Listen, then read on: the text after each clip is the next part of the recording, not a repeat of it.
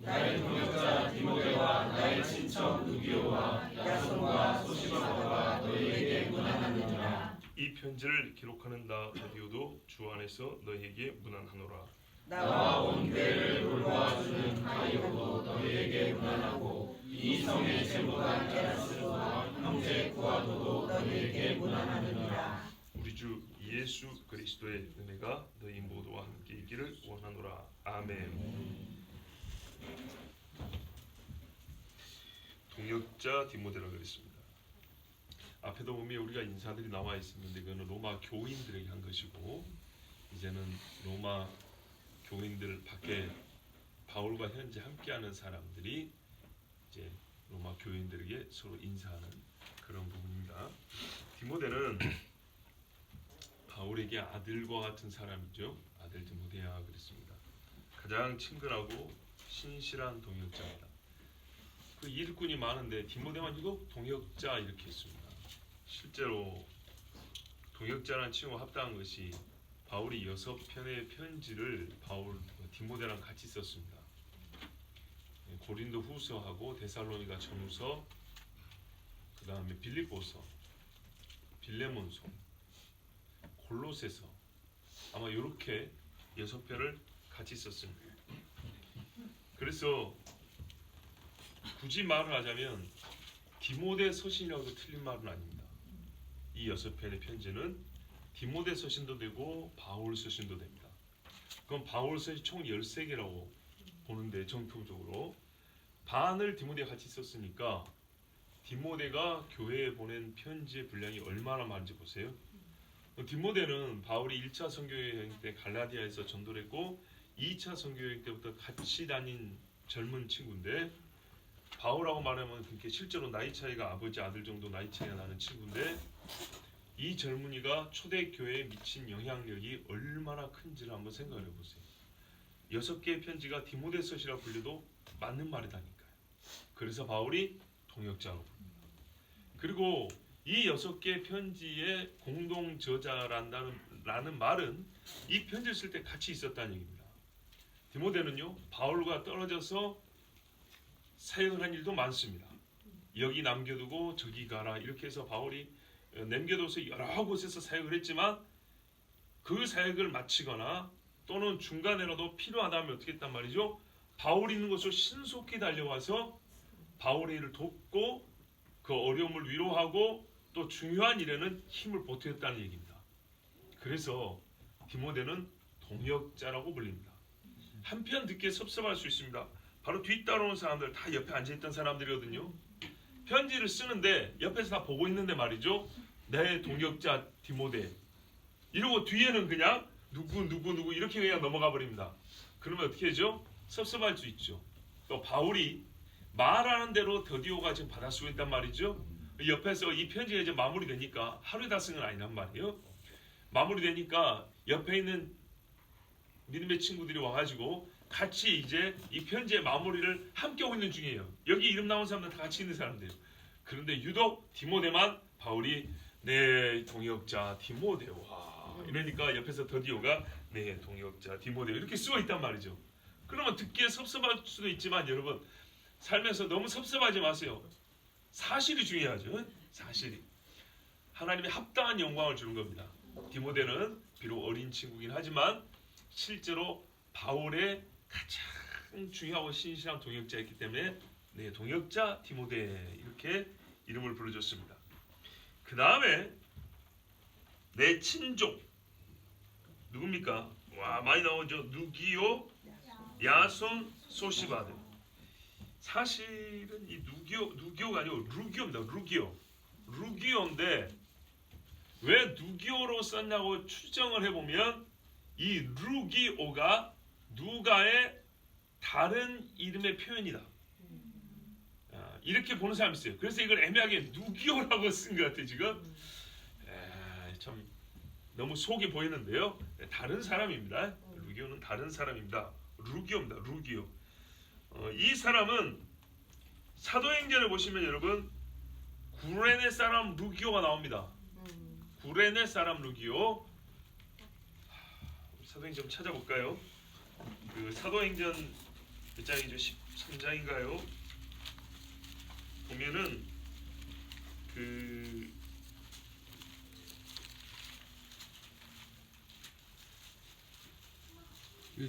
1절에 안디옥 교회 선지자들과 교사들이 있으니 바나바, 시몬, 구레네 사람 루기오, 분봉과 헤롯의 동생 마나엔 사울 이렇게 돼 있죠. 예, 저번에 인사할 때 루파의 어머니고 내 어머니라 할 때 이 사람이 구레네 시몬의 아내인데 어떻게 바울과 이렇게 가까이 지내서 바울이 어머니라 부를 정도 됐겠느냐 하면은 이 사람들이 안디옥으로 이주하지 않고는 불가능한 얘기다 그랬죠. 그냥 아는 사이가 아니고 내 어머니처럼 미혼인 바울을 돌봐줬다는 얘기입니다. 돌봐주려면 가까이 있어야 하고 오래 붙어 있어야죠. 그럼 바울이 베이스 캠프로 삼은 데 어디죠? 안디옥 교회입니다. 수리아에 있는 안디옥 교회. 예, 선교 마치고 여기 돌아오고 선교 마치고 여기 돌아오고. 자, 그리고 이 안디옥 교회는 처음부터 이방에 세워진 선교 중심적 교회여가지고 여러 지역에 있던 유대인들이 몰려들었단 말이죠. 그 중에 저기 구레네에서 온 루교라는 사람이 있었고 요 사람이 유대인이기 때문에 역시 시몬의 가족들도 충분히 이 사람을 의지해서 안디옥으로 왔을 것이다. 그리고 거기서 바울을 잘 돌봐줘서 바울이 나중에는 야, 시몬의 가족이구나 하면서 친하게 지내는 중에 극진히 보살피를 받고 인사하기를 내 어머니다 이렇게 말했다 했습니다. 자, 이 사람들이 이주할 때 뭔가 사람이 좀 이렇게 인연이 있어야 되지 않겠습니까? 그럴 때 이 사람을 보고 이주하는데 힘을 좀 얻었을 것이다 한 사람이 바로 이 구레네 사람 루기오라고 얼마 전에 말씀드린 적이 있습니다. 예, 구레네 시몬, 구레네 사람 루기오. 자, 이 사람도 역시 안디옥으로 와서 구레네 출신이지만 처음 세워진 이방인 교회 안디옥에 가서 선교를 부지런히 했는데 우리 교회 전승에 따르면 이 루기오가 겐그레아 교회의 초대 목사, 감독이 되었다라는 이야기가 내려옵니다. 참 중요하죠. 겐그레아는 어디냐면 요 고린도 지역 옆에 있습니다. 로마서를 고린도에서 쓰고 있는데 옆 동네가 겐그레아입니다.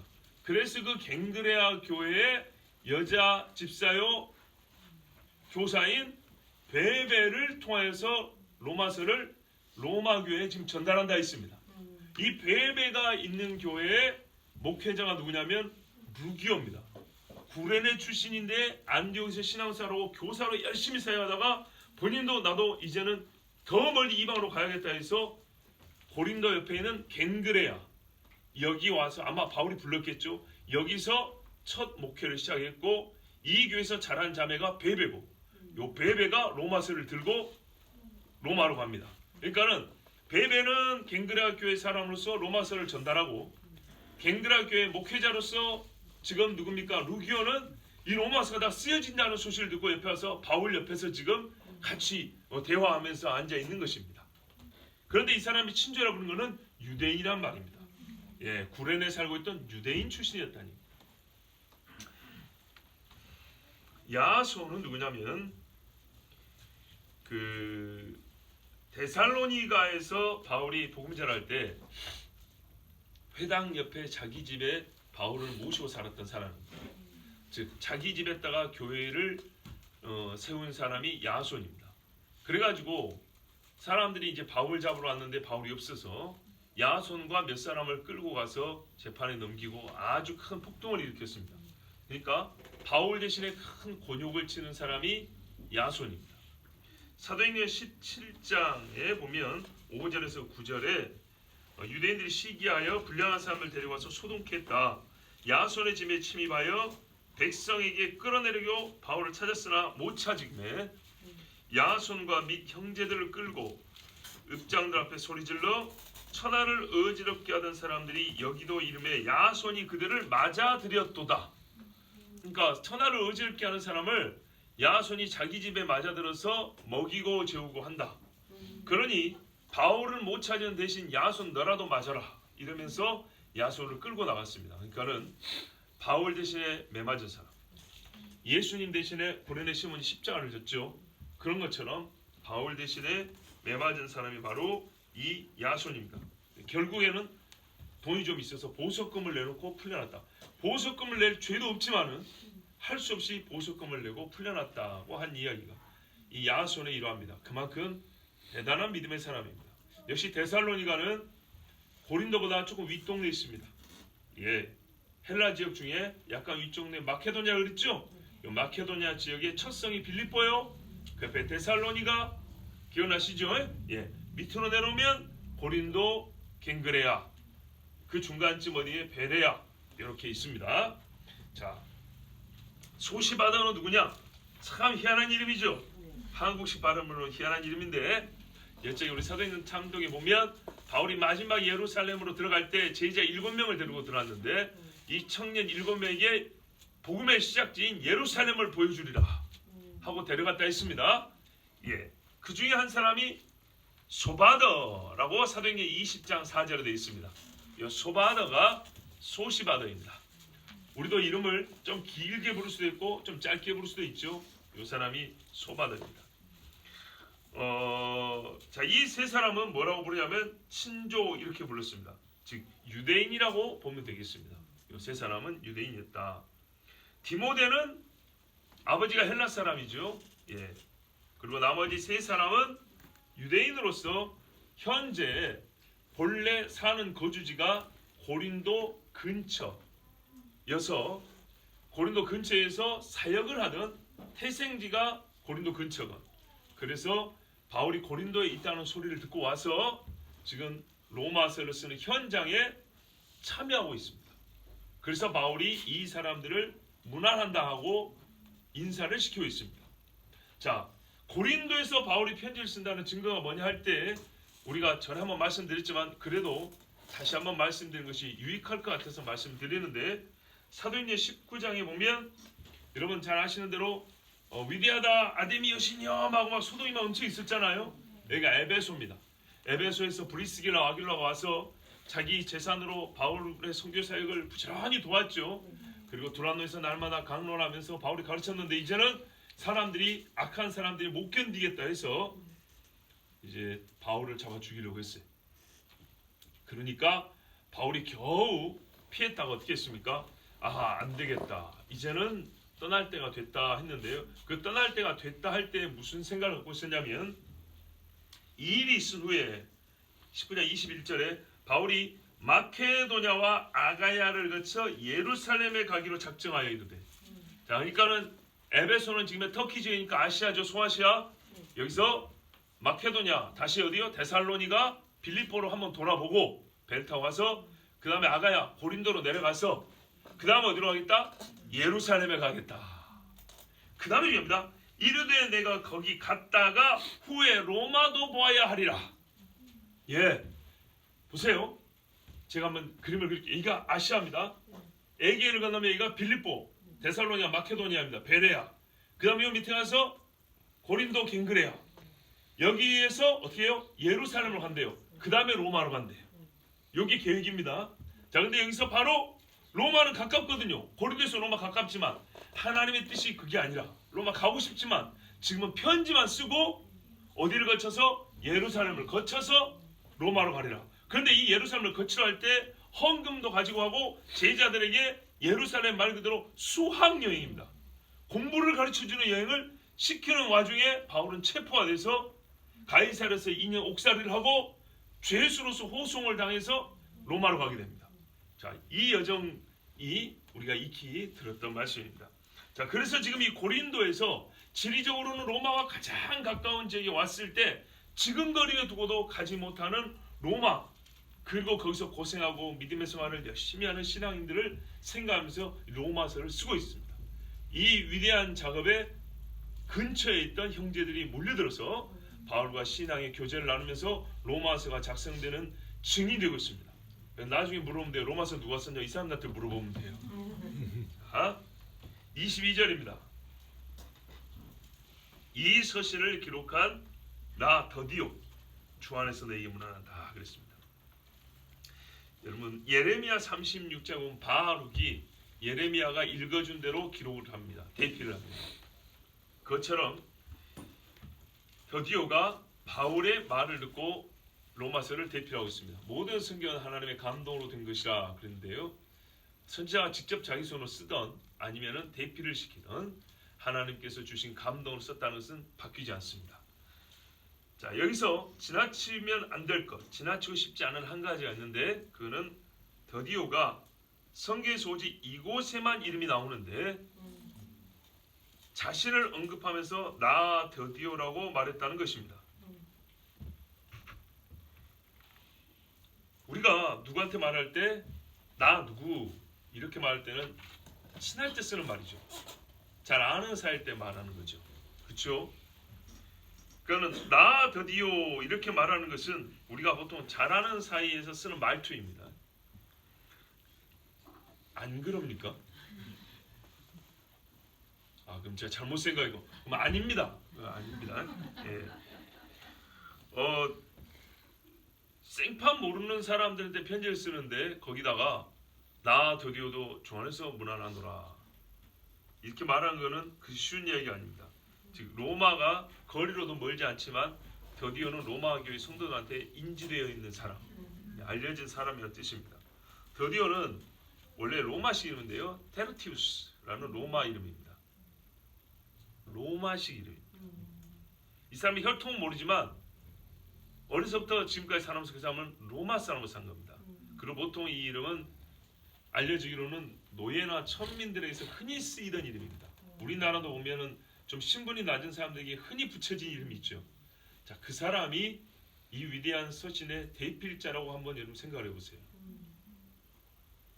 신분의 상승, 그게 아니라 하나님께서 세상에 무지한 자들을 택하여 자칭 지혜로운 자들을 부끄럽게 한다 했는데 하나님의 능력이 얼마나 크고 하나님께서 사람을 높이며 얼마나 위대하고 존귀하게 하는지 더디오가 로마서를 썼습니다. 바울이 불러준 걸 썼지만은 바울이 이걸 아무한테나 맡기지 않지요. 예. 바룩 믿을 만한 사람에게 예레미야가 자기의 말을 받아쓰게 한 것처럼 그래서 하나님 뭐라 했어요? 바룩 네가 일을 참 잘했다. 그래서 내가 너를 탈취물을 뺏는 것처럼 내가 네 생명은 악한 자들에게서 항상 뺏어버리리라. 그러니까 내 손에 있는 네 생명을 아무도 빼앗지 못하리라. 바룩이 하나님이 이렇게 복을 줬어요. 내가 네 생명을 뺏어버리겠다고. 이 대필의 사역이 그렇게 귀한 겁니다.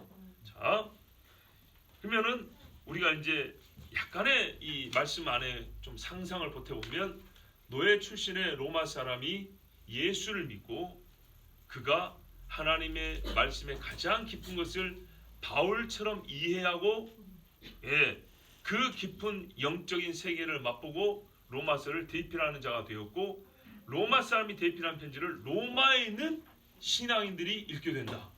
굉장히 큰 의미가 있지요.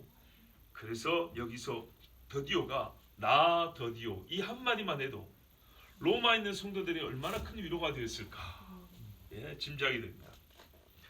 자, 23절에 보면 또 훌륭한 사람의 이름들이 있습니다. 나와 온 교회를 어떻게 해요? 돌보아준다. 이 말은 뭐냐면 접대한다 이 말입니다. 자기 재산으로 먹인다 이런 말입니다. 식주라고 표현했었지 옛날 번이 식주. 가이오. 가이오라는 사람은 성경에 보면 한 30명 정도 나오는데 그 중에 고린도 교회 교인 가이오입니다. 고린도전서 1장 14절에 보면 고린도 교회 문제가 있었을 때 누구 판이 누구 편이와 이러지 않습니까? 그때 바울이 자기 편이 많기를 원하지 않아요. 바울의 심령은 아예 내 편이 한 명도 없어갖고 바울파라는 것 자체가 없었으면 좋겠다. 얼마나 옳은 말인가 몰라요. 바울파가 있으면 파가 네 파잖아요. 예수파, 바울파, 게바파, 아볼로파. 근데 바울파가 없으면 파가 그러니까 3개밖에 안 되잖아요. 자, 자기들이 좋아하는 사람은 내 파가 하나 더 있기를 바라지만 바울은 반대했어요. 내 이름이 드는 파는 차라리 없었으면 좋겠다 했어요. 그 마음이 어떻게 나타나면 참 다행이다. 내가 고린도 교회 그 큰 교회에 세례 준 사람 2명밖에 없다. 세례라도 많이 줬으면 큰일 날 뻔했다. 이랬어요. 그 2명이 누구냐면 그리스도와 가이오 이렇게 돼 있어요. 그리스도와 가이오에는 내가 세례를 베풀지 아니한 것을 감사하노니. 아니 교회가 평안하면 이게 감사할 일이 아닌데 분란이 일어나니까 이게 감사한 거예요. 2명밖에 세례를 안 준 게 세상에. 자, 주 안에서 평안해야 합니다. 자, 이 가이오가 어쩌냐면 부지런히 접대를 했어요. 자, 그러면은 지금 바울이 고린도, 그 문제 맡은 고린도 교회에서 밥을 얻어 먹으면서 잠을 자고 로마서를 쓴다는 말은 교회가 바뀌었다는 얘기죠. 그렇죠. 화평해졌다는 얘기죠. 고린도 전서를 쓰고 그 다음에 후서를 써보내면서 여행을 와서 이 사람들이 내 말을 좋게 들었을까 안 좋게 들었을까 막 근심을 막 하고 왔다 했어요. 근데 돌아온 소식을 들어보니까 너무 좋은 거예요. 그랬으니까 지금 들어와서 이렇게 평안히 로마서도 쓸 수 있고 가이오 집을 통해서 공개를 받으면서 머물 수 있는 거죠. 그리고 이 집에 여러 성도들이 함께 모여서 대화도 하고. 자, 이렇게 훌륭한 사람 가이오가 있습니다. 또 한 사람은 도시의 재무관 에라스도. 작년인가 재작년인가 에라스도를 이 인물로, 그러니까 주인공을 해서 쓴 소설 한번 봤는데 참 재밌더구만요. 이 사람은, 이 재무관이 무슨 직위냐면요, 수도, 건물, 공공기관 건물 있죠. 그 다음에 도로, 또 뭐가 있을까? 그 다음에 우리 시장 있죠. 시장, 재래시장 같은 시장, 이런 거를 전체 관리하는 사람이에요. 그러니까는 재정을 담당하면서 그 재정으로 요런 시장이나 수도나 건물이나 이런 일들에 그 재정을 사용하는, 그걸 관리 감독하는 사람이 재무관이라는 직위예요. 굉장히 고급 관리죠. 예, 로마의 행정 관리로서 고린도라는 큰 도시의 재정을 담당하는 사람이 에라스도였어요. 자, 이 사람이 예수 믿는 사람입니다. 와. 자, 그러면 여러분, 에라스도가 고린도 교회 성도로서 로마서에 인사하는 사람으로 언급됐다는 것은 큰 의미가 있는데, 왜냐하면 모든 고린도 교회 성도가 지금 다 언급된 건 아니잖아요. 그 중에 몇 사람이 지금 언급되고 있는 겁니다. 그 중에 몇 사람. 그러면은 최소한 이거는 바울이 로마서를 쓰는 동안에 함께한 사람이고 로마서를 쓰고 있는 것을 알고 있는 고린도 교회 사람입니다. 그리고 로마 교회에 소개하고 싶은 고린도 교회 사람입니다. 그러면 에라스도가 직위가 높기 때문에 소개하는 거냐? 그게 아니죠. 봐보세요. 로마 공무원으로서 예수를 믿고 있는 거예요. 어렵겠어요? 쉽겠어요? 어렵겠죠. 로마 제사에 참석해야 될 거 아닙니까? 옛날에 나만 장군도 뭐라 그랬냐면, 내가 문둥병을 고침받고 나니까 여호와 외에는 신이 없는 줄 알겠습니다.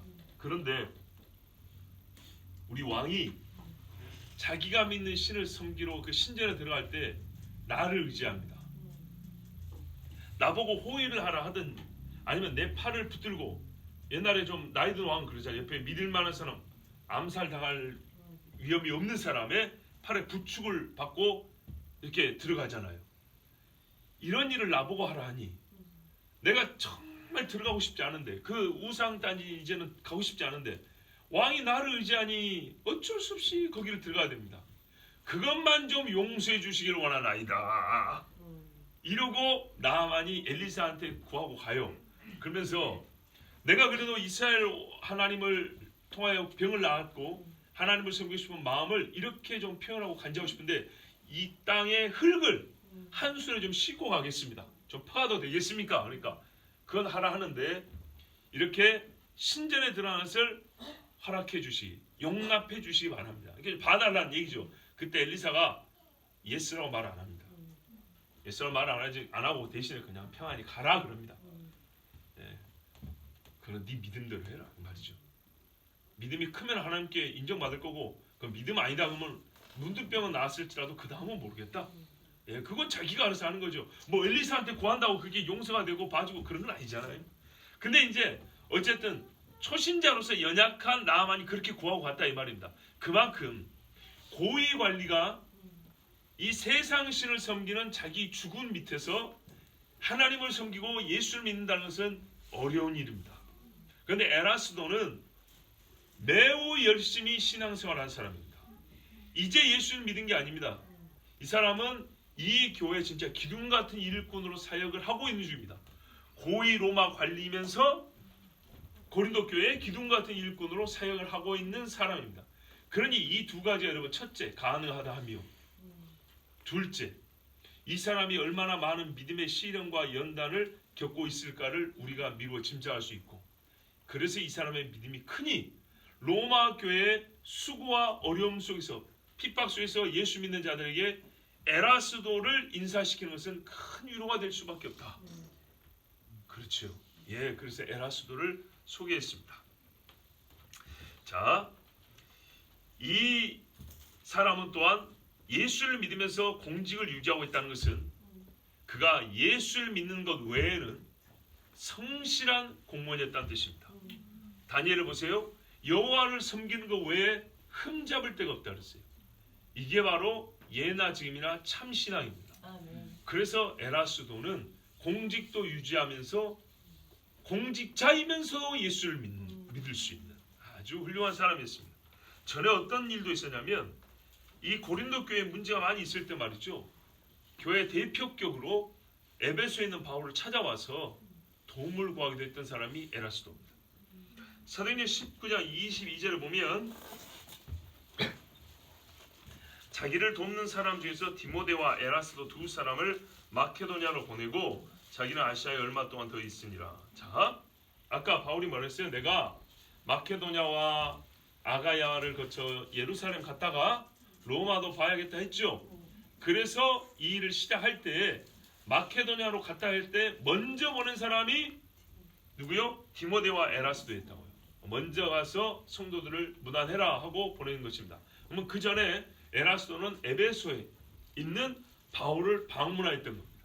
에베소에 사역하는 바울을 방문하고 배우기도 하고 격려도 하고, 예, 아마 재무관이니까 휴가를 받아왔겠죠. 그리고 이 사람이 가난했을까요? 그렇지는 않죠. 예, 부유한 사람입니다. 집에 하인도 있고 부유한 사람입니다. 그러니까는 성교비를 가지고 하고 바울을 돕고자 이렇게 와서 에베소에 머물렀던 사람입니다. 그러다가 거기서 곤욕을 치는 걸 본 거죠. 예, 그리고 바울의 이후의 선교 사역의 계획을 듣고 그 중에 첫 걸음, 마케도니아로 가는 첫 걸음에 먼저 선구자, 하여튼 먼저 가서 예배하는 사람이 되어서 바울 선교를 돕기도 했던 사람입니다. 그리고 마케도니아 갔다가 밑으로 내리니까 고린도잖아요. 이제 본교회로 내려와서 바울을 기다려서 만나서 로마서를 쓰는데 함께 있었던 사람입니다. 자, 이렇게 훌륭한 신앙인들 다음에 무명한 자 구아도가 인사자로 언급됩니다. 우리나라도 구씨는 있는데 여기서 구씨는 우리나라 구씨가 아닌 거는 뭐 다 아시죠. 앞선 자들에 비하여 사실 할 말이 없습니다. 그래서 여기 뭐라고 나옵니까? 그냥 형제 구아도. 오늘 어쩌다가 이 편지 쓰는 방에 살짝 와가지고 인사하고 이름이 올려진 사람인지 어쩐지 알 수는 없지만 설마 그건 아닌 것 같고요. 중요한 거는, 확실한 거는 별도의 소개말이 없다 합니다. 할 말이 없습니다. 별로. 그래서 무명하지만 이 사람이 신앙이 다른 사람에 비해서 뜨겁지 않냐고, 믿음이 작다는 뜻이냐, 그런 말은 아닙니다. 여러분, 고린도 교회 많은 성도들 중에 이 형제 한 사람이 또 언급됐습니다. 많은 사람을 다 말하지 않고 여기는 선택된 몇 사람이 언급됐다는 것을 아셔야 됩니다. 아까는 고린도 교회 교인들이 아니고 그 주변에 있다가 온 사람들인데, 지금 이 세 사람은 순전히 고린도 교회 사람들입니다. 그죠? 그러면 어떻게 이 사람들 생각해야 될까요? 저는 이렇게 봅니다. 에라스도도 할 말이 있고 가요도 할 말이 있지만 이 사람은 특별히 할 말이 없다. 그러나 말하지 않아도 다 안다. 이런 사람도 멋지지 않습니까? 무슨 뜻인지 아시겠어요?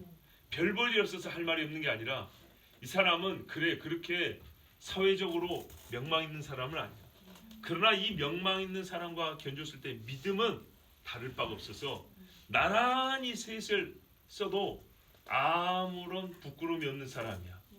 이를 로마 교회 성도 당신들도 알아. 그래서 이 형제는 내가 할 말이 없어. 할 말을 하지 않아도 당신들이 다 알아. 문명하기 때문에. 그러니까는 사회적으로 높지 않기 때문에 여러분 더 막 치켜 세워지면 더 이상하죠. 그러지 않습니까? 예, 억지스럽잖아요. 그런데 문명한 자는 그냥 문명한 대로 그대로 이름만 올려놔도 그 마음에서 짠하게 흐르는 게 있어요. 이 사람은 훌륭한 믿음의 사람이로되 세상에서는 유명하지 않은 사람. 세상에서는 유명하지 않지만 그 이름을 반드시 이 유명한 사람과 함께 나란히 놓고 싶은 사람. 그 사람이 구하도예요. 24절은 우리 번역이 없습니다. 너무 마음이 아픕니다. 왜 없었을까 생각을 해보면 밑에 각주를 보시면 우리 주 예수 그리스도의 은혜가 너희 모든 얘기 있을지어다. 아멘 이랬죠. 마치 편지가 끝나는 것 같거든요. 끝나는 것 같으니까 이걸 넣어버리면 여기서 끝나고 뒤에 것은 어디서 누가 추가로 써놓은 같은 느낌이 들어버리죠. 그래서 끝나지 않았다라는 걸 느끼게 해주려고 이 끝나는 끝인사처럼 보이는 24절을 빼버린 겁니다. 이러면 안 되죠. 여러분 엄연히 다릅니다. 여러분 이 16장을 보면요 몇 개의 단락으로 나눠진다 하지 않았습니까 우리가? 그렇죠. 먼저는 여러 인사가 1번으로 한번 있었고 그 다음에 17절부터 20절까지 예 마지막 권면이 있었죠. 그 다음에 21절 24절은 바울 바로 옆에 있는 사람들의 인사입니다. 그리고 최종적으로 이 위대한 교리를 담은 편지를 마무리하면서 하나님께 찬송하고 마무리하는 겁니다. 예. 이 단락별로 의미가 완전 다릅니다. 그렇기 때문에 마치 끝나는 느낌인데 더 밑에 쓰여진 것은 합당치 아니하다 해서 중간 인사를 빼버리는 것은 이것이 잘못된 겁니다. 사람에 대한 인사로서 24절은 최고의 인사말입니다. 여러분 주 예수의 은혜가 너희에게 있을지어다보다 더 나은 인사말이 어디에 있습니까? 이보다 나은 인사말 없죠. 여기까지가 사람에 대한 말이고 그리고 이 편지 최종 마무리는 하나님께 찬송과 영광 이러고 마무리한 겁니다. 그러니 얼마나 이게 합당한 구조입니까? 자 24절에 우리 주 예수 그리스도의 은혜가 너희 모두와 함께 있기를 원하노라. 아멘. 자 24절에서 우리 주는 무슨 의미이고 예수는 누구고 그리스도의 뜻과 은혜는 어떤 깊은 차원에까지 우리가 이해해야 되는지 그거는 제가 설교하는 일이 불필요하고 주제를 넘는 것입니다. 무슨 말이냐면 설교자의 분수에 넘치는 일이라는 것이 아니고 이 24절 본문을 통하여 하나님이 하고 싶은 말씀의 뜻을 넘는 겁니다. 그런 해석과 가르침은 다른 본문으로 족합니다. 서신의 서두에서 우리 주 예수 그리스도의 은혜가 너에게 있을지어다. 우리 주 예수 그리스도의 은혜로 말미암아 사도와 선지자가 된 나 바울은 예수 그리스도의 은혜로 부르심을 받은 너희는 성도라 부르심을 너희는 이럴 때는 해석이 필요하고요. 해석이 있을수록 이 말씀의 깊이가 더 깊어지고 뒤에서 나오는 말씀들을 더 또렷하게 이해할 수가 있습니다. 그런데 여기서는요. 이걸 해석하는 것이 아니고 이 부분들은 앞에서 다 들었어요. 그렇죠? 주님에 대해서 다 들었고요.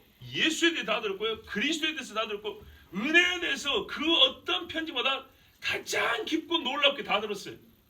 이걸 다 들은 사람들에게 어떻게 해요? 바로 지금까지 이 모든 것을 들은 사람들에게 뭐가 있다고요? 은혜가 있도다. 즉 이 모든 교리 깊고 오묘하고 놀라운 교리를 다 듣고 믿음으로 은혜 받은 자들에게 자기들의 은혜 받은 그 그릇들을 앞에 놓고 사랑을 담아 인사하는 걸로 족한 거예요. 인사를 통해서 앞에 받은 이 은혜에 인을 치는 거예요. 아시겠습니까? 예. 아시요? 우리 주 예수 그리스도의 은혜가 무엇인지에 대해서는 1장, 2장, 3장, 5장에서 다 들었다고요. 길게 아마 8장까지 해서 넘치도록 들었어요. 은혜의 교리를 들었다고요. 그리고 이 은혜의 교리를 믿고 있는 자들에게 그들이 듣고 믿는 이 은혜의 교리로 도장을 파가지고 마지막 도장을 찍는 거라고요. 그 은혜를 가지고 어떻게 해요? 너희에게 있기를 원하노라. 아멘. 하고 너희가 우리 주 예수 그리스도의 은혜를 받은 자이기 때문에 이것이 너희에게 영원히 있기를 내가 원한다고 마지막 은혜의 도장을 찍는 작업이기 때문에 굳이 여기서 이 앞에 우리 주 예수 그리스도의 은혜가 무엇인지를 길게 설명할 필요는 전혀 없습니다. 혹시 기대했습니까? 자, 이 마지막 인사에는요, 딱 본문과 같은 한마디 인사가 적절합니다. 여러분, 지난 7년간 여러분들 로마서를 믿음으로 듣고 깨달음으로 감동을 받았습니까? 예. 그렇다면 저 역시도 여러분에게 함께 읽고 들은 여러분에게 할 말은 바울과 같습니다. 우리 주 예수 그리스도의 은혜가 너희 모두와 함께 있기를 원하노라. 아멘. 아멘. 그리고 바울이 마지막으로 이 로마서를 쓰게 하신 하나님을 찬송하였듯이 저도 마지막으로 다음 시간에 하나님께 영광과 찬송을 올리면서 로마서 강의를 마치겠습니다. 아멘. 기도하겠습니다. 하나님,